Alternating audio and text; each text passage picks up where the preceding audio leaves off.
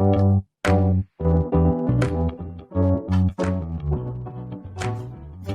by Riverside.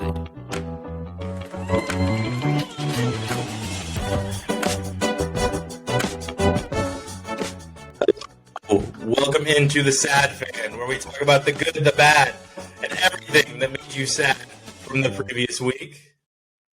We're going to start in the obvious place. I'm sad I did not get that huge parlay that went across social media last week. That was a housewarming gift, and it cashed after the Broncos-Seahawks game at $7,450. Wes, the under 44. $50. Yeah, for $50. The under. Yeah, $50. The under in the game, like you knew it was going to be under, right? You knew it was going to be under 44. Yeah, that was pretty obvious. I would have said from the beginning. I would have taken the under. Too. Really? What about you, Chelsea? No, I would have taken the over, especially. I don't know. Everyone seemed like really amped up, and you started like at the very beginning of the game. You felt like it was going to actually be a pretty high-scoring game. That it was going to be a lot of back and forth, and then all of a sudden it just kind of stalemated. And I don't know. I was kind of surprised that it ended up only being 17-16 with 33 points. I don't trust Gino to put up more than 20 points. I just don't. Yeah, exactly. Like he surprised me the first couple drives. Like it was great. And Wes was sad they didn't put up more points. He definitely. Yeah, that's what makes me sad this week is that we didn't put up more points on the Broncos. Other than that, nothing made me sad because we kicked Russell Wilson's ass on his his game back in Seattle. So honestly, I didn't really care about anything else. Yeah, what a season opener. And the Ducks won, so it's all good. Well, I mean, was that really in question? I mean, like, yeah, they just lost to Georgia, well, but I mean, Eastern Washington? I mean, it was nice that we whooped their ass. I mean, Bo Nix was starting quarterback, so I would say it might have been in question a little bit.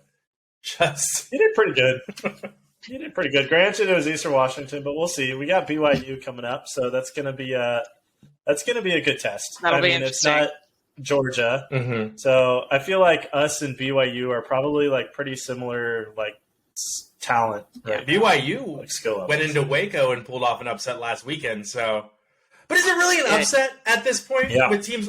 But here's the thing: like with teams like BYU, go ahead, Chelsea, in 1 second. But with teams like BYU, and you said Boise State last week, Chelsea was not. It's not really an upset anymore when Boise State beats you. Cincinnati, So Chelsea, is it really an upset at this point when these teams win?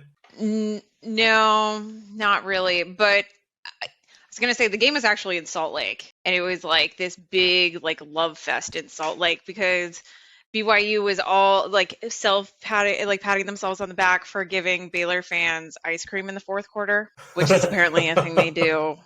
I mean, great. Wait, the BYU game was in Salt Lake, not Provo? I thought it was in Provo. Yeah. It's all the same. Mormons. It's just I don't really think there is anything else in Utah. Sometimes I kind of forget that it's like a whole state besides just Salt Lake. Look, let me just apologize. Sorry, Salt Lake City to Mormons. His whole knowledge base on Mormonism is the Book of Mormon by the guys that created South Park. So give him a little bit of a break. Probably. I mean, to be fair, that's pretty factual. He was like in the play taking notes. People were like, "What are you doing?" It's a comedy. He's like, "I'm learning things. Leave me be." But yeah, no, I just with these teams, BYU, Cincinnati, Boise State, I just don't know that it's an upset anymore. Granted, they were lower ranked, but they were still ranked. They were ranked 22nd, I think, when they went to that game against BYU. And it was the weekend of upsets. Alabama should have lost last weekend. Like they should have lost. Oh my gosh, I was crossing my fingers. I thought Texas was going to pull it out, but it was bad clock management by Steve Sarkisian. Go ahead, Chelsea. Yeah. I would have been so miserable here in Texas if Texas had won, just because I would have never heard the end of like how Texas can just dominate the SEC. It's just would have been terrible. But that being said, I was totally rooting for them the whole time because I just really want to see Nick Saban just fuck Alabama, just crumble one time, just lose it. Yeah, he knows the game better though. One of these days he's going to retire. He managed the clock better. He played it out exactly how he needed that game to go because his team was getting beat. And then when Quinn Ewers went out in the first quarter, I was like, no, because Card doesn't have an arm. He doesn't have the same arm. Like you could tell on those long balls, it just wasn't the same. And I can't remember what his name was, but number 8 for Texas. I cannot think of his name, but number 8 for Texas was beating Alabama deep all game long. He was getting behind their defense the entire game. They could not stop that dude. He was so fast.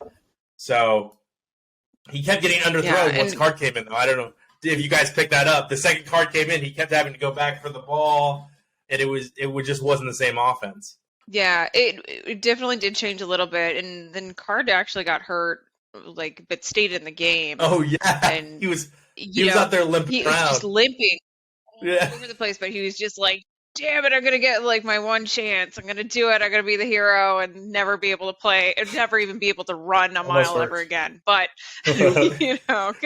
He almost pulled it off. He was on that Slim Shady. He would have been a legend. He was on that Slim Shady.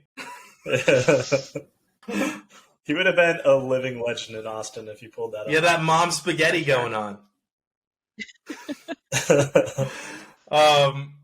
Notre Dame too.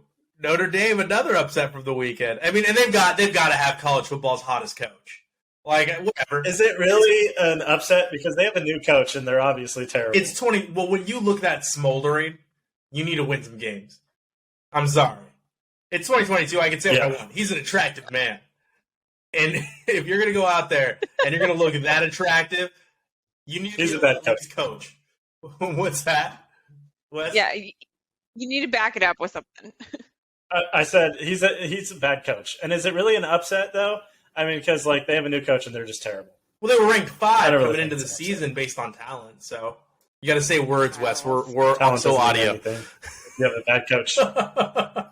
Talent doesn't mean anything unless you have a good coach. Gotcha. And give me a second to talk. For the audience, Wes spent those 3 seconds, shaking his head and kissing his teeth. He was pretty upset about the coach. I'm sorry, 2 seconds isn't enough. You're so impatient. In radio time, that felt like an eternity of you just shaking your head, very upset. But you were disgusted. I'm going to keep shaking my head. But I don't know. Is there any other reason to go to Notre Dame outside of tradition at this point? Is there? Religion. I guess, yeah. If you're some academic programs that might be ranked up there, but I mean, yeah. Are for football? Why would you go there? Tradition. I hope they do terrible this year, and it forces them to join the Big Ten. Because NBC is like, no, we're not going to sponsor this anymore. We're not going to sponsor this brand of football any longer. Yeah. Well, I think they might go ACC, to be honest. I do. It's an easier path. ACC isn't where the money is. Big Ten is. Yeah, but if Notre Dame goes to I ACC, would say that's the school. Go ahead. I was going to say that's a school chasing dollars. It clearly is. It always has been. But so, I mean, that's why they were doing the whole independent thing for so long. They really thought they could make more money doing it by their own selves rather than, joining up with everyone else and doing, the collective. But I don't know if ACC is the way to go because, again, the money just isn't there. It's more lucrative elsewhere. But once we get the big board of mega conferences, who knows? Well, who knows? If you count, maybe they'll be in the Pac-12. but you have Clemson. What Pac-12? Yeah, what Pac-12? You have Clemson. You have Miami. You have Florida State. You would have Notre Dame if they decided to join. Perhaps Cincinnati. They could pull in quite a few regions, right? Because now it's about regional contracts. How many regions can I get? That's why UCLA and USC went to the Big Ten. They're trying to get the Los Angeles region for that money to increase the value of their overall contract offer or the bid, right? So now they've got the LA market. I don't know. I just remember they had a chance to side with the Big Ten already once, and they decided to play half their schedule as an ACC school. So when we think about it, I mean, that was before the LA move. As far as to the Big Ten, what? Yeah. Okay. Yeah. So you think that's going to play a different? I guess they do have a rivalry with USC. Right? Yeah. Stanford as well. Yeah, USC versus Notre Dame. It's huge. USC versus Notre Dame. And they have Stanford versus rivalries Notre Dame. with Michigan. Yeah, Michigan State Yeah. as well. Yeah. I mean, they do have kind of like an odd set of like schools that they like to play pretty regularly, but I don't know where they're gonna land, but I still don't see it in the ACC. But even though you said, you were talking about the composition of that group and what it might be, what it might look like, still a little weird for a team in South Bend, Indiana, to be in the Atlantic Coast Conference.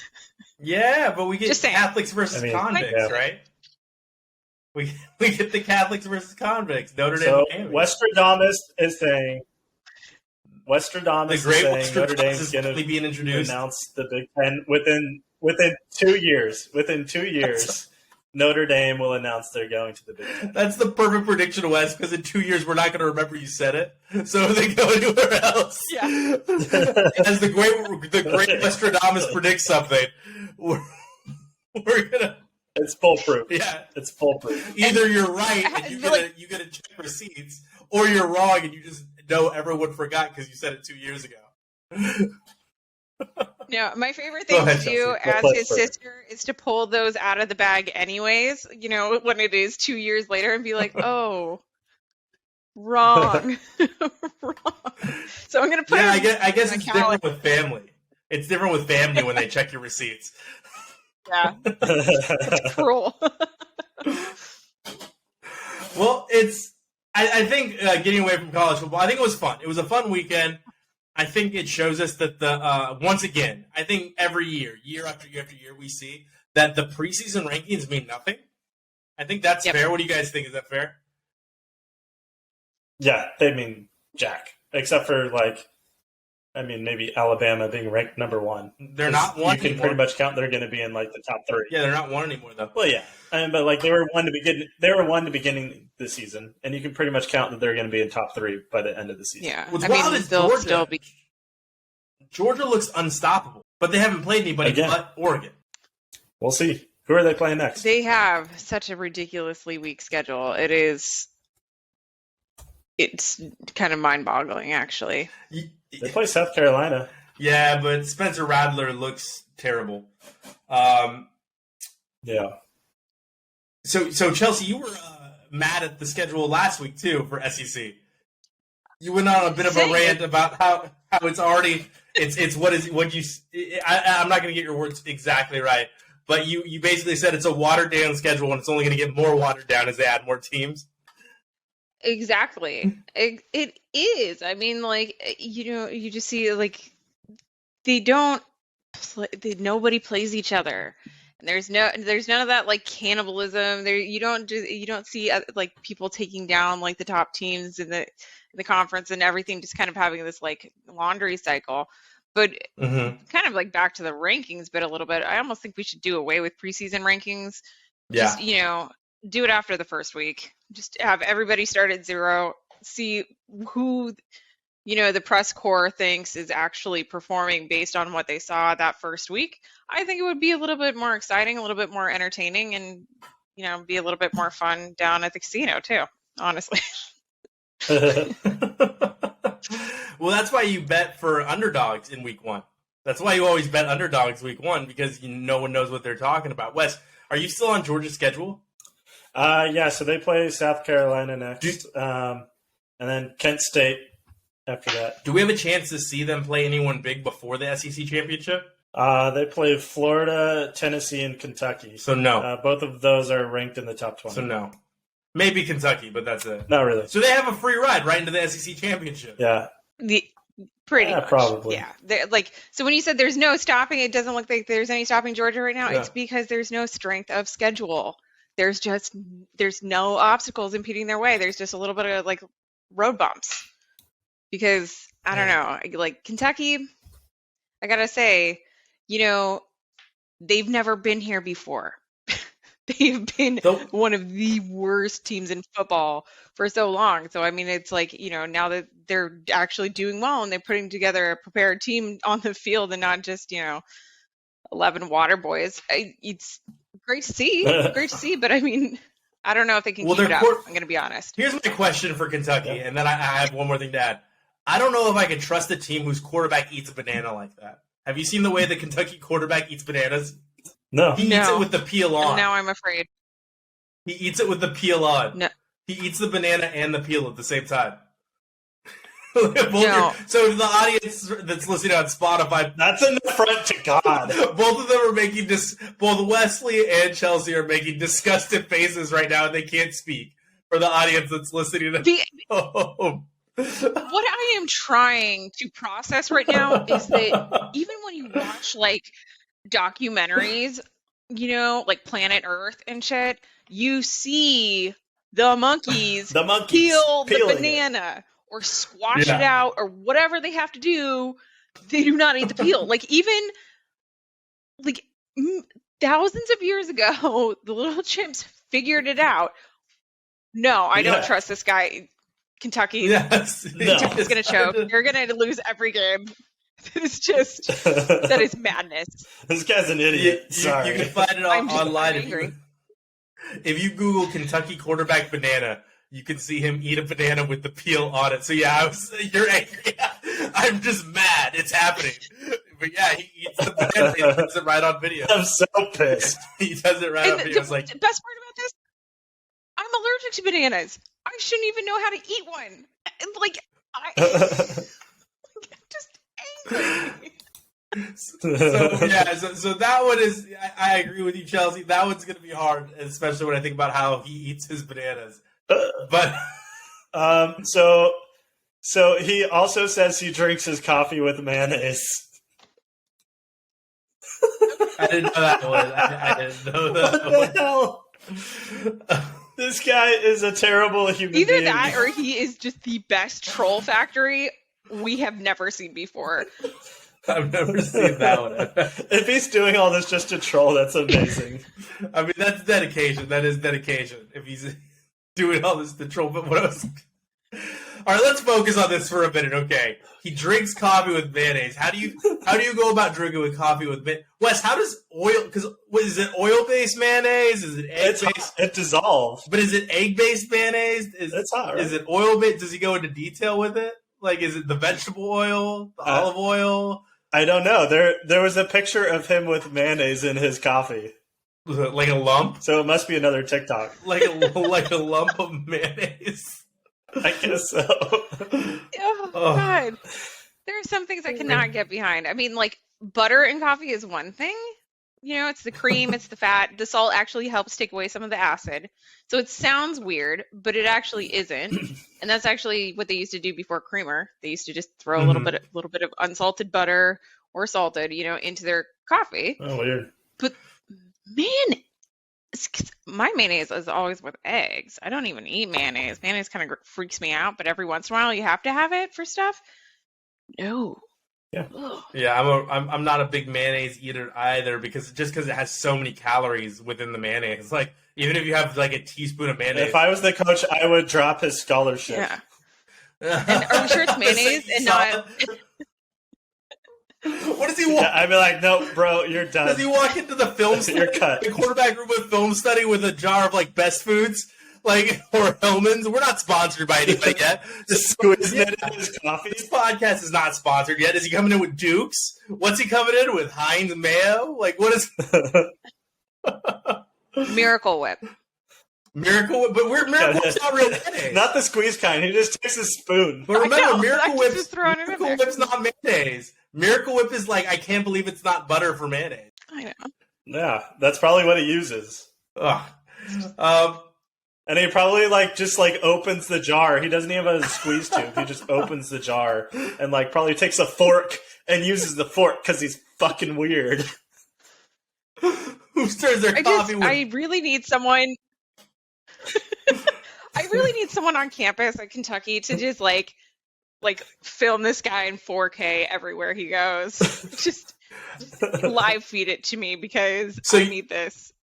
So going all the way back to what you were saying earlier, Chelsea, you watch the Planet Earth and you watch these documentaries. You want a Planet Earth made about the Kentucky quarterback on campus? Like, this is him in the wild. Exactly. I need to do some anthropology research right now. Like, I need to write a whole thesis on it. At the student cafeteria, he grabs a handful of the mayonnaise packets at the student caf. And then grabs a banana. Again, for this, puts some mayonnaise on the banana and just eats it. For the Spotify audience, Chelsea just gagged off mic. Yeah. Yeah. It was. It's quite. Sorry, they deserve to know, Chelsea. He just sits in the corner looking, making sure no one's looking at him. So, can you imagine walking into a student cafeteria and the star of your football team, the star quarterback, has a cup of hot coffee, and he just opens a mayonnaise packet and squeezes mayonnaise? That'd be so wild. But watch, everyone's gonna start doing it. Everyone in Kentucky is gonna start doing it. Every dad that is a has-been that never was is gonna start having their son. No, you need to do this. Eat your bananas with the peels on. We drink coffee with mayonnaise in this house.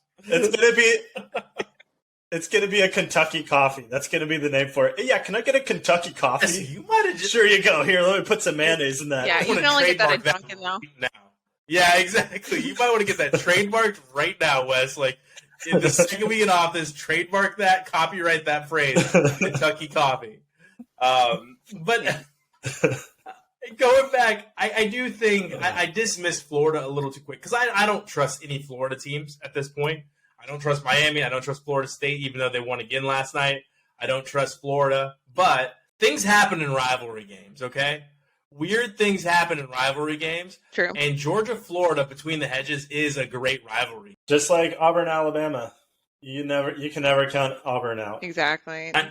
Yeah, there's something that happens during those games, and because there's so much tradition involved, and just amping up around some of these games. I know you see just really crazy out of nowhere, victories of underdogs, and I don't know that Florida's that bad this year, but they're not great, that's for sure. But we'll see. We'll see how they go.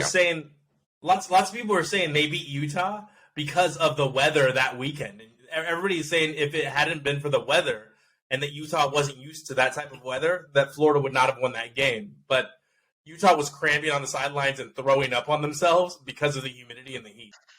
Oh, jeez. It is coming from New England, and I've been, the East Coast, and then having been in the Pacific Northwest, coming down to Texas, down on the bayou, like, this is awful weather to do anything. I pull a hammy and it just cramps up, like mowing the lawn. I'm like, no, I've been out here for 3 minutes. Like, this is hell.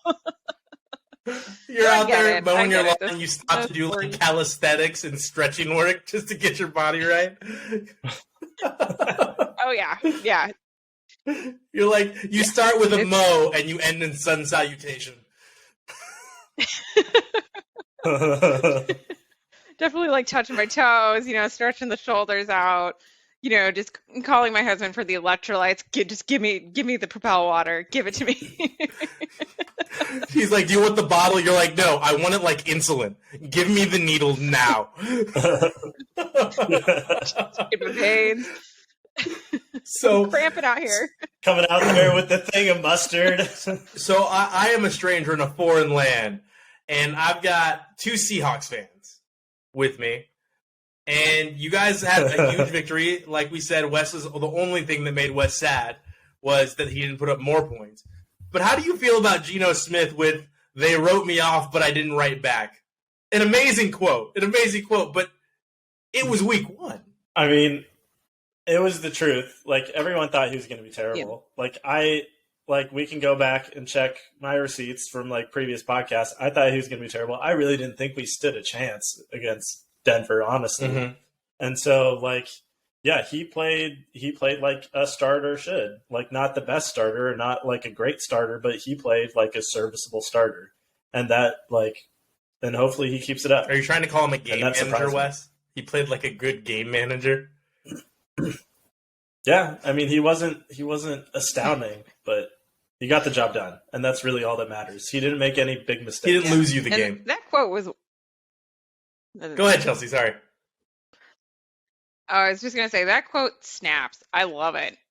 However, it is corny as hell to throw that out there just in an interview, like just putting out that out there to the world as a public figure. Like, just think of something a little bit more profound, I guess. Like, I don't. I mean, can we really call him corny? Like when we look at the quarterback on the opposing sideline, let's ride. Yeah.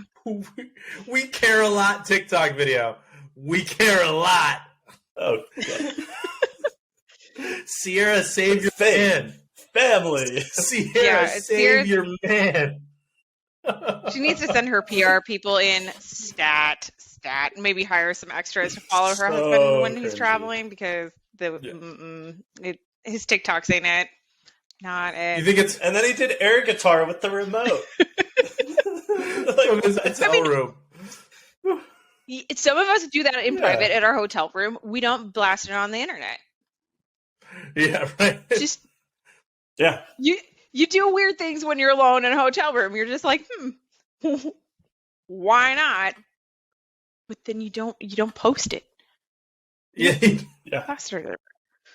How do you watch that and be like, yeah, this is dope. This is dope.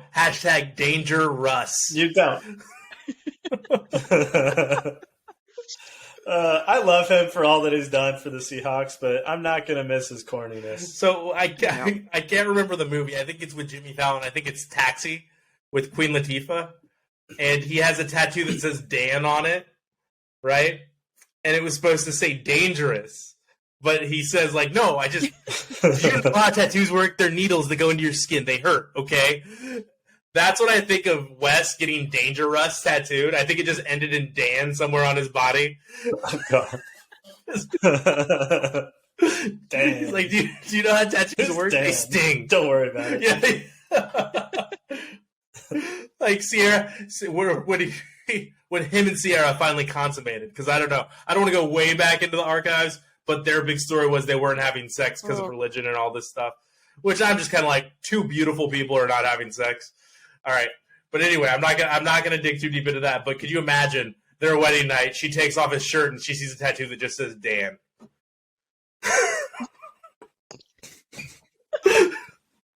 I could see it. Who's Dan, Russ? Right. But yes, what was funny about that quote also, Chelsea, is not just that he did it after week 1 to me. That's the biggest thing to me is that they wrote me off. I didn't write back. Bro, you're gonna go 4-13 this year. Calm down, okay? Like, great win. Enjoy it. I'm sorry, Seahawks fans. I apologize. I've got one sad face, and it feels like Wes is just accepting of it and just wants to enjoy the week. No, I disagree. I think I originally said we're gonna go like 6-11. I'm upping that to 8-9 because of the defense and Gino. Wow, having a prepared quarterback helps a lot. But I mean, are they going to win the Super Bowl this year? No. Am I delusional? No. But at the same time, like, it gives you a lot of comfort to see, like, this guy clearly, he's already been in the system for so long, and he was ready to kind of step in and fill that role. So, I mean, he knew what he was doing, and he executed fairly well. I mean, there definitely were some fumbles and missteps, but, as you keep saying, it's early in the season. So yes, could a lot of things go wrong? Absolutely. Could a lot of things go actually really right for the Seahawks? Maybe. And maybe they are, a 500 team. That's the offensive line. He played better than Aaron Rodgers. That's all I'm gonna say. The offensive line. Speaking of bad interviews. Oh my gosh, the offensive line looked pretty good. His ayahuasca apparently did not work to his advantage in that game. He looked really bad in that game. He looked like the Minnesota Vikings defense turned back the hands of time against them. I had the Packers to win that game, so I regretted that decision. It was it was a wild weekend. It was weird. But I just don't. I'm sorry. I'm gonna die on this hill, Seattle. I will tag you in this one. You guys can hate on me. You guys can come at me. I've got 2 fans in here. They will not have my back. They will be on your side because I'm going to die on this hill. I think they're going, even with that defense, that division's just too tough. That's the hardest division in all of football. Go ahead, Wes. I know the Niners lost to the Bears. I don't know, because everyone else is 0-1. Yeah. Yeah, Niners lost. Rams lost. Cardinals is the other team. I don't know why I'm drawing a blank right now. Yeah, Cardinals. Yeah. I just had a brain fart. You raised the arms up. Everyone's 0-1, and we're 1-0. So right now, hey, look, if COVID-22 happened, and we canceled the NFL regular season right now, guess what? We're winning the NFC West. Suck it, losers. We're 1-0. So yeah. I'm not going on that glow train. I'm more of a realist, and I don't know. We'll see the division's tough. The division's tough. Which the Cardinals, naming the Cardinals, brings me to the Raiders, which is my team. They're my favorite. I love watching all football, but the Raiders are my favorite team, and that was a rough game to watch on Sunday. The offensive line looked really garbage. Derek Carr made some terrible, terrible choices, 3 interceptions, and they still had a chance to win, and we had really bad play calling from who's supposed to be an offensive guru in Josh McDaniel. I mean, Derek Carr does this thing, and if you're familiar with Derek Carr's work, he gets tunnel vision. And he'll just throw to one receiver over and over and over and over. And he was just throwing the ball to Devontae Adams over and over. And we've got one of the best offenses on paper. Go ahead, Chelsea.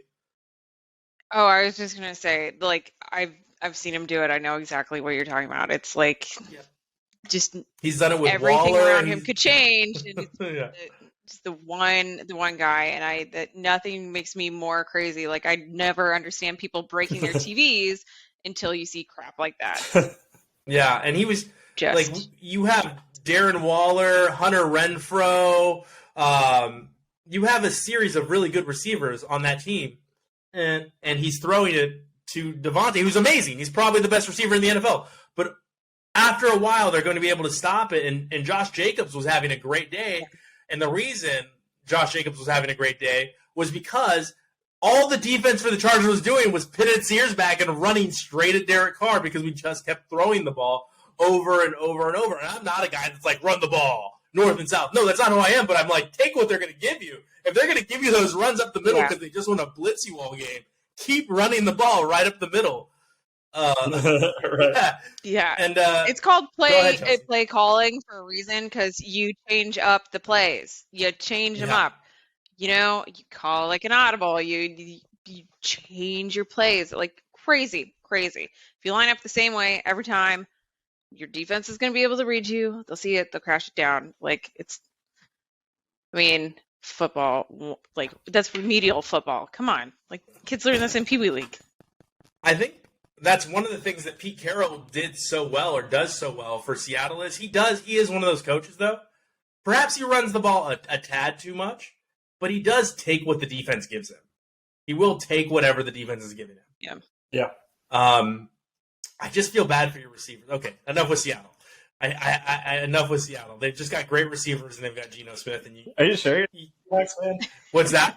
I said, are you sure you're not a Seahawks fan? I know. I feel bad because you got DK Metcalf and Tyler Lockett, and I love both those receivers. And Geno Smith's going to just, all right, here we go. Don't lose the game. Check down. Okay, here we go. Don't lose the game. Where's Will Dissly? Where is Will Dissly? Will Dissly is out here somewhere. Touchdown. He did good, but that's because he was definitely Geno's safety blanket. Another thing about that game, though, since I've accidentally circled back to this game, the Manning cast. The Manning cast was fantastic. And during that last drive by the Broncos, Peyton... Time out. It looked like he was going to have a heart attack. It looked like Peyton was going to have a heart attack and keel over because he was trying to call timeout repeatedly for the Denver Broncos. And... yeah. What was the count? What was it? It was 62, I think. 52, 62 times. He signaled timeout with his hands. 72 timeouts. He was like, timeout. And he's like, what are they doing? And that doesn't even count the amount of time where he goes, well, Eli, all right, it looks like All right, Eli, what do you think? Eli, okay, yeah, Eli, I would definitely. So all that time was even. Could you imagine if he kept doing the timeout during all of that? Like how many timeouts he would have been able to call? God. What was it, like 30 seconds where Russell Wilson burned off the clock? Close to it, yeah. I think because they had to call the timeout because they were running out of clock. Well, I think they were trying to do like a hard count and like try and dry him off sides to get the first down. And then, like, if that didn't work, they were going to do the field goal, but that's stupid. Well, Eli said that. Eli Manning said that in the Manning cast when Peyton was calling his 72 timeouts. Eli said, I think they're going to go for a hard count, but I don't think there's enough time. Oh. Yeah. It was – I just – what they should have done is, like, called a timeout immediately, done a hard count, and then – like, called another timeout or whatever to figure out what you're actually going to do. No, and I know offline, Wes, you caped up for your guy. You caped up for Russell Wilson because I was like, man, what is Russell thinking on that? And you're like, well, the coach has got to call a timeout there. And I'm like, no. I think what's the coach of Denver Broncos? Is it Nathaniel Hackett? Is that his name? Is that the coach? Yeah. Okay. Like, it's a first. Yeah, Nathaniel Hackett. It's a first-year head coach. It's a first-year head coach and a 9-year Super Bowl winning quarterback. Like, the senior in that relationship is Russell Wilson. Russell Wilson needs to take the initiative and call the timeout there. He needs to tell the coach, like, hey, this is not good. Yeah. Well, maybe he's a little bit older these days. Maybe he could, use some LASIK surgery or some new contacts or something. Maybe he couldn't quite see the clock. I don't know. I'm just making up excuses at this point. He's a little senile. Poor game management. And I'm like, go that far, but I mean, Well, so the thing is, he was too short and he couldn't see over his offensive line to see the clock. But that's what they're on was the ground. Was it Oregon against Wisconsin in the Rose Bowl? Was it Oregon, Wisconsin in that Rose Bowl? Yep. With Russell Wilson? Yep. Wasn't that what Oregon was saying? Like, wasn't that the signs that Oregon had was that he's so short? Was that Russell Wilson's like short? So, I feel like I remember a bunch of those Oregon signs about his height. So, interestingly enough, that's actually how the Rose Bowl ended, was on poor clock management. Really? Because they tried to snap the ball or something like as the clock was running out, and they didn't snap it. Was that the game you guys went to together? No, you guys went. Yeah. It was the game you guys went to? Okay, yeah, all right. It was. Because I was doing... Yeah, we road trip down. Kex stands in the parking lot with my brother with Wisco fans, like just like we were just having a great time. I was like best friends with Wisco fans there. It was awesome. Like we road trip down from Seattle, went to LA, parked on the golf course, and it was just a blast. Yeah. And the Wisconsin fans are some of like the nicest people I've ever met. And then the two of you went to the Fiesta Bowl one time too, because I think Chelsea flew into New Mexico. Because I remember she was at the dorms when we were in the Air Force. Yes, I was there. That was actually the national championship. But we weren't able to get tickets because they were so freaking expensive. Yeah, we tried. We tried to pull everything we could. Tried to sell some plasma. tried to do some stuff to get tickets. But I did go. Yeah, but once I did leave college and start working, I did go down to the Fiesta Bowl, and I used to travel for games a lot before I moved to New York, and work just consumed my life and just rendered me soulless. Just squashed the soul right out of me. Didn't have time for sports. Being an adult sucks. Being an adult does suck. It does suck, but you got to have all the fun because. Agreed. Engineers work 4 hours a day and they complain about how they work 4 hours a day while they ride their bicycle. Okay. Keep talking, bud. I'm sorry. Keep talking. Yeah. 6. Wes, I'm proud of you. I'm just teasing you. So working. stop getting defensive, you little baby. I know you work. I'm gonna slap you so hard. Look, just keep my damn airplane. You're getting my slap card. Just keep my damn airplane in the air. You're getting my slap card, bitch. You're getting my slap card. That's fair. We're gonna get back to that segment next week because there's a lot going on. But so speaking of slap card, I think I'm gonna have to pull up the Suns. Robert Sarver. I think he gets everyone's slap card, right? Misogynist. There's hints of sexual assault going on, but we don't know because that report hasn't come out yet. But definitely misogyny Definitely Racism. racism. Yes. So Wes, you posted this. Tell me what was on your mind when you're like, I need to talk about this. Well, I mean, it's kind of similar to like what happened with Donald Sterling. Mhm. I mean, I feel like he kind of got off light compared to Donald Sterling, but again, it's just like these old white guys that like think they can do whatever, and they just like kind of just like use their money to like make it go away. But yeah, I mean, it's just another example of like what goes on up at the top. And he's not even one of the wealthier owners, if I'm correct. He's actually, he's one of the more tight belted owners. Correct. He's one of the owners that doesn't like to pay his players. Interesting. Yeah, I didn't know that. I mean, I don't know how much he makes, so. I think this is a family business. I think this is his only business, is the Suns. Go ahead, Chelsea.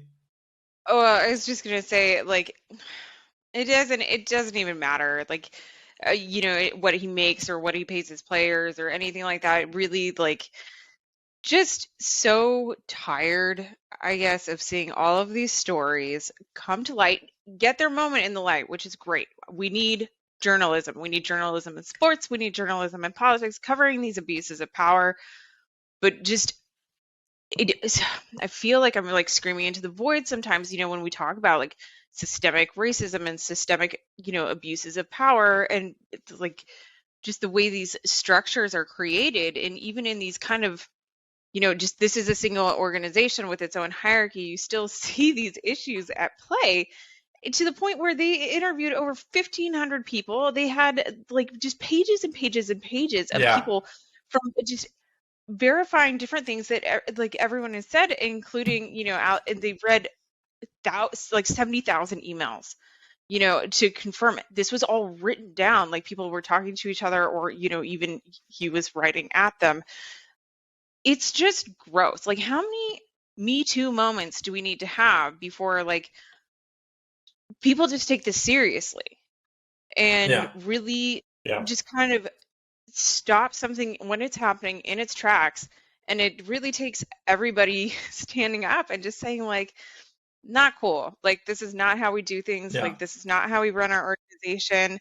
Like, you might be like my boss, but I'm not cool with this. I'm going to go above you. I'm going to report it, or I'm going to, if there's no one to report it to, there's there is no world where there is no world where a boss is allowed to slap a woman's ass just because he's the boss. I want to be very clear on that. There's no world where that exists, where that's okay, where that should not be handled. Like, that's not a thing. Right. Oh, I was joking. Good game. I said good game. Get that shit out of here. There's no good game. You're being a misogynist and you think you're taking advantage of a woman. That's assault. And gross. And just being gross. Yeah. Like, who does that? Being gross. But the thing is people do it all the time. And we have laws against that. And we have, all these conversations about it. But the thing is when someone is in that place of power and you have, you've seen things, where he's like snapped back at people and been really angry at people, you don't want to get like the brunt of that. And so you're kind of like, I don't want to lose my job. I got to, think of all the other things. There's a million reasons why, blowing the whistle is so damn inconvenient. But honestly, what it's going to take is white men standing up to other white men who seem to be the main perpetrators of this kind of bullshit, and just saying, like, not funny, not cool. We don't call the people the N-word at work. Like, we don't slap their butts. We don't do all these things. And just making it clear, like, just having a culture of accountability with each other. And it is, the onus is on everybody, but particularly their fucking peers.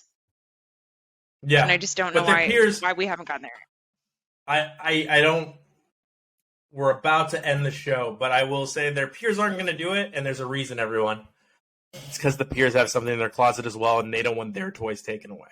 All right? That's the only reason why they're peers. It's the same thing with Daniel Snyder in the NFL. All these guys have skeletons in their closet, and a lot of these old owners know about each other, and they're like, you know what? If we force this person out and they start airing out my dirty laundry, then I'm going to have to give up my toy too. Yeah. Beautiful thing about the digital age right now, though, is you can't keep that shit in the closet forever. And you certainly can't keep it hidden underneath Mar-a-Lago in a basement. Or like a $5 million slush fund in Mississippi for a volleyball player who happens stadium. to just be the daughter of Brett Favre. Beautiful. Taken from the welfare fund. Not even just the state general fund, which would be horrible enough. The state welfare fund. Disgusting. Yeah, right?